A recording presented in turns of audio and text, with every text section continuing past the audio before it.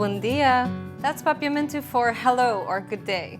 Little did I know that minimalism was already a thing in the 90s. I was recently rewatching Seinfeld and I noticed that some concepts that we think are trendy and new were already prevalent back then. But I guess we didn't have social media to make stuff go viral, so it didn't proliferate back then. I used to think that minimalism meant having an empty space with empty walls, like the bare minimum. And I have to be honest, when I watch some videos where that is the case, the echo in the room makes my stomach churn just a little. But as it turns out, minimalism is just about clearing your mind from clutter, holding on to things that give you joy or serve a purpose, and letting go of all the distractions. It's about getting intentional with your belongings.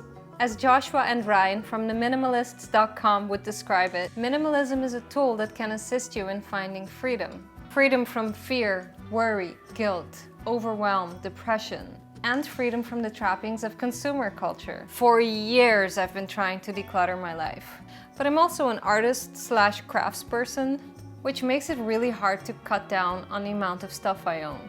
So today I want to discuss some areas of my life where I have successfully minimalized, and some areas that I still struggle with. But first, why do I minimalize? Reason number 1, decision fatigue. For some reason, it always stuck with me that Einstein chose to wear the same ensemble every day for efficiency. I find the process of choosing what to wear so time-consuming and mentally draining. I'll be like, will this give me enough sun protection? Will this be too cold for my plans or too hot? Will it be formal enough? Will I look too chauro? That's papiamento for careless and messy. Or will I get sweat stains and feel too embarrassed? Does this shirt look flattering with these pants? And on and on. To deal with the sweatiness, I mean, I do live in the Caribbean where 26 degrees Celsius is a cold day. I started wearing mostly only black shirts. That already narrows down the decision process. And I happen to really like the simplicity of black, so for me it works. But I still find it difficult to narrow down wardrobe choices. So having fewer articles to choose from is a really helpful strategy for me. Over the years, I've gotten pretty good at maintaining a minimal closet. I often have the habit of going through my closet to pick the items that I'm wearing frequently, either because they're the most comfortable or because I like how they make me look, and getting rid of the rest. Little confession. Because I grow so attached to my favorite items, I still have some pants from 20 years ago that I like to wear. Like this one, I do a closet cleansing about once a year where I toss everything on the floor and only place back items that I've worn at least once in the past month, give or take. And a couple of items for special occasions such as New Year's get to stay as well. Everything else gets donated to charity or moves to my crafts pile, where I keep materials to use for my creative endeavors. Reason number 2, more peace of mind. Because a messy background makes me restless, irritable, anxious, and I simply cannot focus. I have to say, I did a pretty good job with my kitchen, keeping only the handiest cups, plates, pans, cutlery, etc.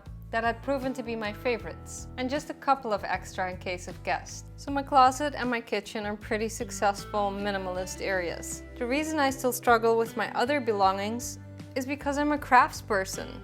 I began to wonder how other artists manage to do it. And some artists actually seem to thrive in chaotic environments.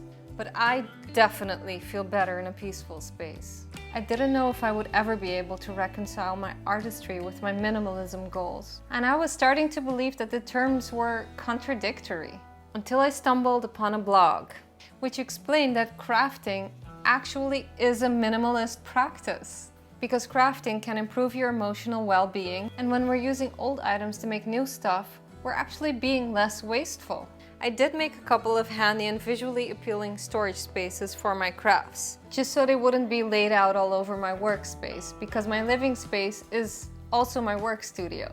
But I still felt like it was just too much stuff. I think that now I'm finally at a point in my artistry where I feel okay about letting go of some of the materials. I realized that if I haven't used something for over a year, I'm probably not going to. I always feel better about donating as much as I can. But some of the scraps will seem pretty useless to anyone other than myself. So then I just thank it for its purpose and mindfully discard it. And what that does is it opens up the space in your mind to be able to create beautiful things. Because when there's too much material staring at you all the time, you're just not as inspired and clear-headed. So it's interesting, when you have less material to work with, you make more beautiful art. And it feels so nice to let go. It's just such a sense of relief. And I usually end up wishing that I'd done it sooner. I think my biggest problem is that as I'm tackling one corner, another one has already begun to pile up. So here's a list of tips that I need to work on, and maybe it can help you too. My strategy to get a better grip on minimalism as an artist will be to say no to new crafting opportunities. Just say no. Do you hear that, Shannon? You can do it. Just say no. And instead focus on the ones I already have. My woodworking is my main business, and I've recently taken on ceramics. I have a lot of beads and jewelry making materials that I haven't touched in years, so they're pretty much wasted on me. So it's time to move on from those and hand it to someone who can appreciate it, where they will be cherished and loved and turned into beautiful jewelry. I just have to accept that there isn't enough time in the day for little old me to do everything that I want to do. And that's okay. Stop storing your feelings of guilt and failures in boxes that you're never gonna use. If you don't plan to use it within a month, let it go. No new items for a while until you've used up the old stuff.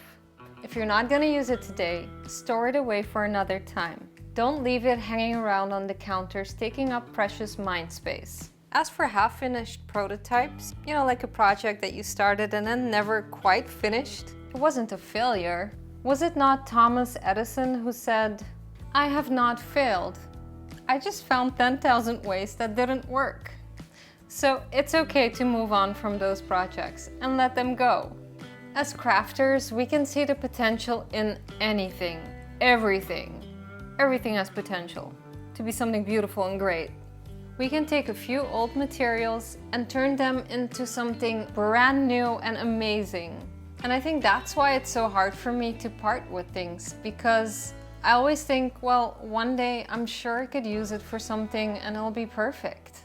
So I like to remind myself, if I'm still feeling guilty about giving away certain items, to think about it this way. The potential in that special piece of item can be realized by someone else.